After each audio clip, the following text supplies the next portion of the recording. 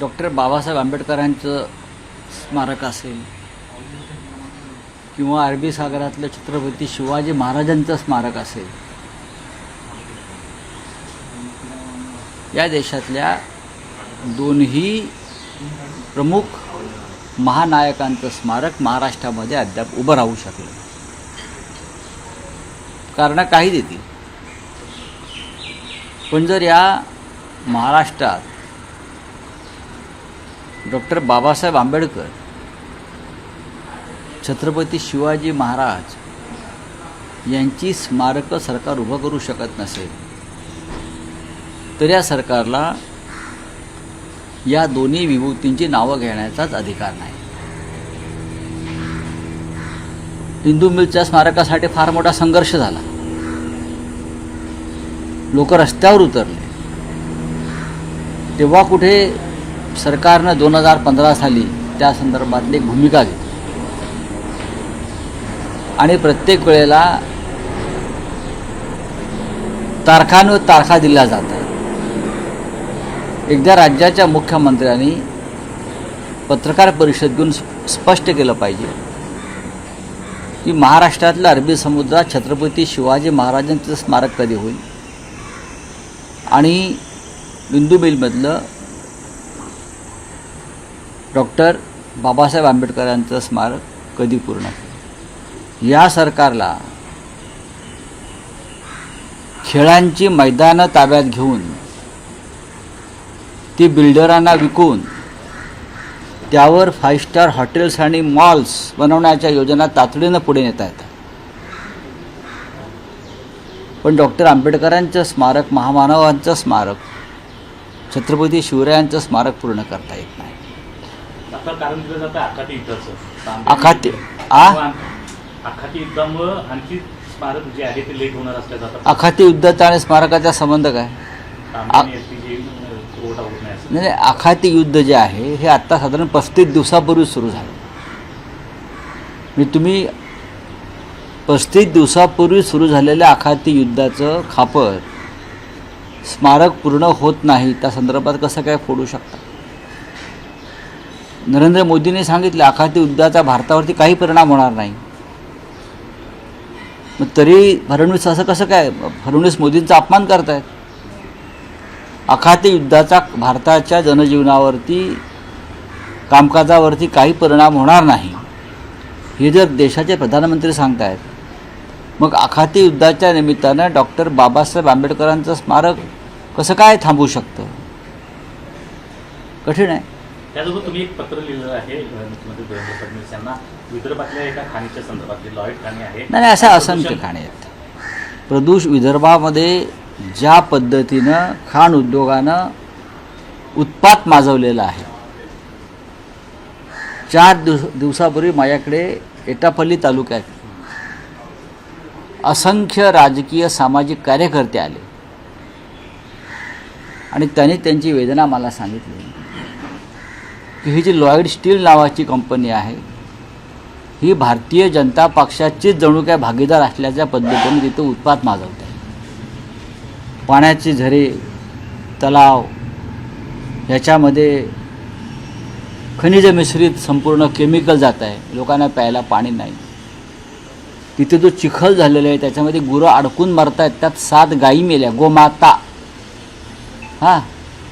त्यानंतर शेतीचं नुकसान होतं आहे मोठ्या प्रमाणामध्ये आणि संपूर्ण प्रशासन हे विकलं गेलं असल्यामुळे या खाणींच्या, ज्या मालकांच्या तक्रारी कोणी घ्यायला तयार नाही.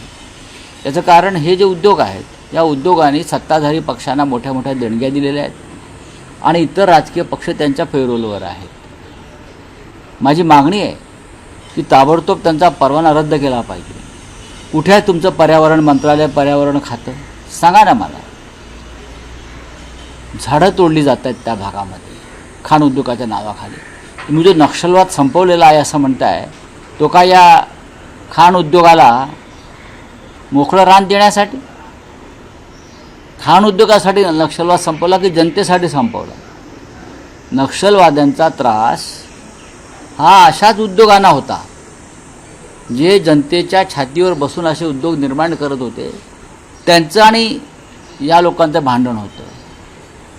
आता जर तुम्हाला देवेंद्र फडणवीसांना जर खरोखर शेतकऱ्यांची, सामान्य जनतेच्या स्वच्छ पाण्यासंदर्भात काही जाणीव असेल तर त्यांनी अशा प्रकारचे पाणी गढूळ करणारे, पाणी विषारी करणारे, शेतजमिनी खतम करणारे जे उद्योग आहेत त्या संदर्भात कठोर भूमिका घ्यायला पाहिजे. एका उद्योगाकडून देणग्या घेऊ नका ना, जनतेला वाचवा. दिवंगत आशा भोसले यांनी आणि दुसरा अत्यंत महत्त्वाचा विषय म्हणजे कशा पद्धतीनं अशा उद्योगांसाठी सरकार पायघड्या घालत आहे. एकनाथ शिंदे डेप्युटी CM बरं का, यांनी जे नवीन धोरण काय इंटिग्रेटेड स्पोर्ट्स पॉलिसीच्या नावाखाली मुंबईसह महाराष्ट्रातली प्लेग्राऊंड्स, मुलांना खेळण्यासाठी जे प्लेग्राऊंड्स आहेत त्या प्लेग्राऊंड्समध्ये 30 ते 40% जागा बिल्डरांना देणार. Hotels, 5 star hotels, malls, clubs असे निर्माण करणार आणि मग त्यातून हजारो कोटी रुपये जमा करणार आणि ते परत आमदार खासदार विकत घ्यायला लावणार. मुलांची प्लेग्राऊंड खायची वेळ आली आहे का तुमच्यावरती? काय करतात देवेंद्र फडणवीस? मुलांच्या मैदानावर तुम्ही आता डोळा ठेवताय? काय चाललं आहे का या राज्यामध्ये? आज तुम्ही मुलांचे प्लेग्राऊंड्स म्हणजे खेळायची आणि मनोरंजनासाठी राखीव ठेवलेल्या जागा घेताय. म्हणजे आमच्या शिवाजी पार्कला तुम्ही 5 स्टार हॉटेल बांधणार? राज ठाकरेंच्या घरासमोर, वीर सावरकरांच्या स्मारकासमोर, बाळासाहेब ठाकरेंच्या स्मारकासमोर, जिथे संयुक्त महाराष्ट्राचं मुहूर्तमेढ रोवली त्या शिवतीर्थावरती सुद्धा प्लेग्राऊंडच आहे म्हटलं तर. मग तुम्ही एकनाथ शिंदे तिकडल्या 30% जागेवरती कोणत्या 5 स्टारच्या मालकाला, कोण त्यांच्या तो ठाण्यातला आहे ना एक बिल्डर, कोणते त्यांचा पार्टनर, काय त्याचं नाव, आशर लोढा, यांना तुम्ही शिवतीर्थावरती 30% जागा 5 स्टार हॉटेल देणार आहेत? आझाद मैदान 5 स्टार हॉटेल बांधणार आहात? परळचं कामगार मैदान, नरे पार्क, जांभोरी मैदान, इकडे एकनाथ शिंदे आणि देवेंद्र फडणवीस पार्टनरशिपमध्ये 5 स्टार हॉटेल बांधणार आहेत.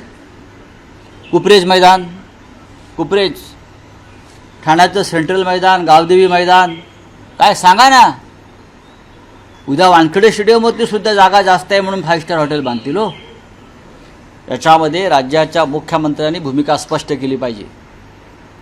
नाहीतर या महाराष्ट्रातल्या मुलांना आणि पालकांना मैदानं वाचवण्यासाठी तुम्हाला किती खायचं आहे, किती खाणार आहात तुम्ही आणि कुठे घेऊन जाणार आहात तुम्ही? कशा करता चाललं आहे सगळं हे? तुम्ही आता मुलांच्या मैदानापर्यंत आलेला आहात, प्लेग्राऊंड्स. ही अत्यंत गंभीर गोष्ट आहे. प्रधानमंत्र्यांचं न खाऊंगा न खाणे दूंगा हे धोरण महाराष्ट्रात लागू नाही असं दिसतंय मला. देवेंद्र फडणवीस आणि एकनाथ शिंदे हे मिळून खात आहेत हे मला दुर्दैवानं सांगावं असं वाटतं आहे. जे सुरजागडच्या खाणीसंदर्भात मी आत्ता बोललो तेच मी इथे बोलतो आहे. ही कसली पॉलिसी आहे, कसलं धोरण आहे, काय आहे? उद्या माझ्या घरासमोर लहानसं हे आहे, जागा आहे, हेही घेतलेलं नाही म्हणजे ते 5 स्टार बांधा. बरोबर नाही. आता आपण जो पंचतारांकित हॉटेलचा मुद्दा मांडला, हे निर्णय तातडीने घेतल्यात असं आपण म्हणताय.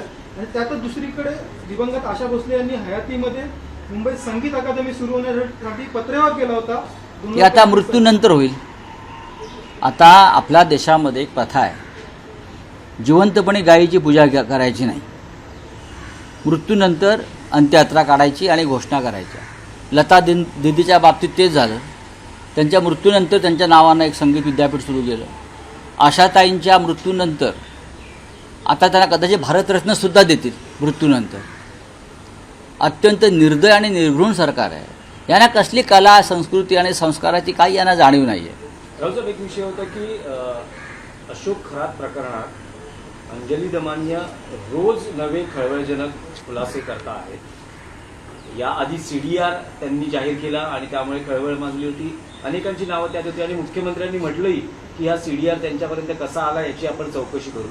आता आणखी त्यांनी एक इशारा दिलाय. उद्या त्या पत्रकार परिषद घेत आहेत ज्यात अनेक IAS, IPS शासकीय अधिकारी जे प्रमोशन संदर्भात होते, आणखी काही व्यवहारासंदर्भात होते आणि अनेक मोठे राजकीय नेते ज्यांचा अशोक खरात यांच्याशी कसा संबंध आहे, अशोक खरात यांना कसा राजाश्रय मिळाला याचा पत्रकार चांगलं आहे. परिषदेत खुलासा करणार नाही आहेत. करू त्यांना, पण त्यांनी काही नावं जाणीवपूर्वक वगळू नये. काही नावं जाणीवपूर्वक वगळू नये, नाही तर त्या रिकाम्या जागा आम्हाला भराव्या लागतील जर वगळल्या गेल्या तर. त्या उत्तम काम करतायत. ठीक आहे, त्यांना मुख्यमंत्री कार्यालय योग्य मदत करत असेल, कोणाला तरी मदत केली पाहिजे. जे मुख्यमंत्र्यांना थेट करता येत नाही ते मुख्यमंत्री जर अशा माध्यमातून आपल्या कार्यकर्त्यांच्या माध्यमातून करत असतील तर तरीसुद्धा त्याचं स्वागत केलं पाहिजे. पण काही नावं वगळू नये एवढंच माझं म्हणणं आहे. राव साहेब, आणखी एक विषय होता की जी पंतप्रधानांची महिला आरक्षणासंदर्भात जी संकल्पना आहे, ज्यात मिस कॉल दिला गेला तो आणि त्याला पाठिंबा दिला असो, तुमच्या पक्षातून या संकल्पनेला पाठिंबा मिळताना दिसतो. याआधी प्रियांका चतुर्वेदी होत्या, नाही. काल विरोधी पक्षनेत्या किशोरी पेडणेकर यांनी पाठिंबा दिलेला आहे. पाठिंबा असं की आमच्या पक्षाचा या धोरणाला पाठिंबा आहेच ना. सगळ्याच पक्षांचा पाठिंबा आहे.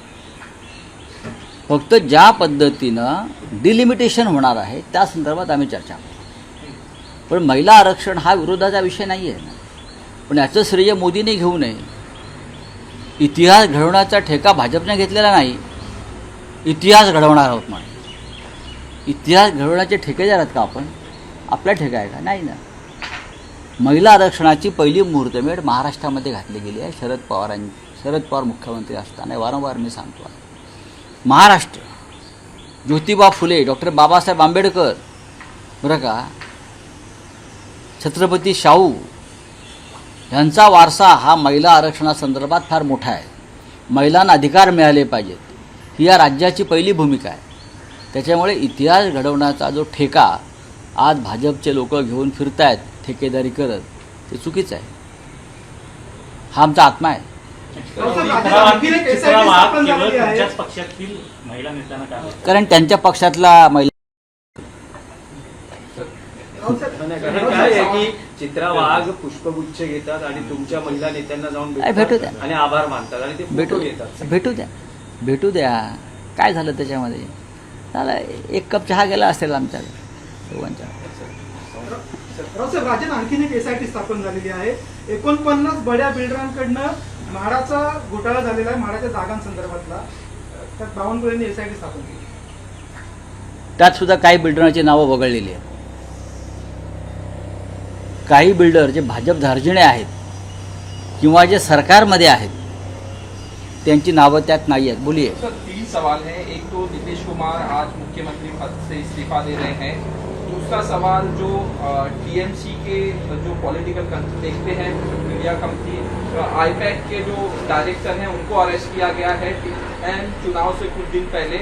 और तीसरा सवाल, सुप्रीम कोर्ट ने इंटरिम स्टे देने से मना कर दिया है जो 90 लाख वोटरों का नाम निकाला गया था. ये 3 सवाल. पहली बात है, नीतीश कुमार जी का इस्तीफा मुख्यमंत्री पद का आज हो रहा है. अब राज्यसभा में आए हैं.